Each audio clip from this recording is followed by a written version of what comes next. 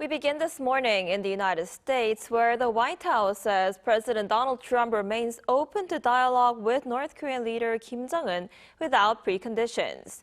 The U.S. leader also sharpened his rhetoric at home, calling for a stronger domestic role for the armed forces and warning of an invasion from within. Our Seung-jae starts us off.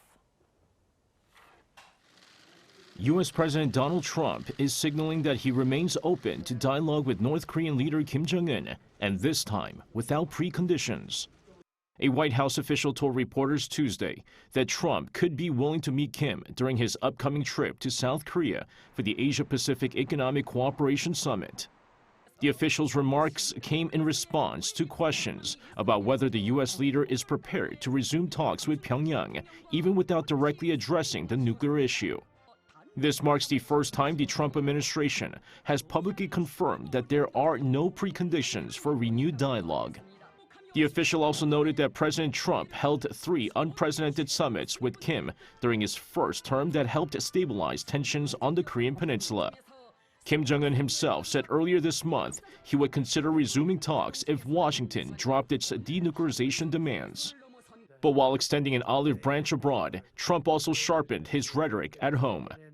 On Tuesday, he summoned hundreds of top military leaders and advisors to the Marine Corps base in Virginia. Speaking alongside Defense Secretary Pete Hegseth, Trump laid out what he described as a tougher, more uncompromising vision for America's armed forces. He proposed using U.S. cities as training grounds for troops and called for a greater military readiness to counter what he described as an invasion from within. We're under invasion from within. No different than a foreign enemy, but more difficult in many ways because they don't wear uniforms. At least when they're wearing a uniform, you can take them out. At the same event, Hegseth declared an end to what he called woke culture in the military and unveiled new directives, including fitness standards set at male-level benchmarks for all service members, regardless of gender. The meeting underscored Trump's intent to remake military culture and assert a stronger domestic role for the armed forces. He warned that commanders unwilling to follow his approach should do the honorable thing and resign.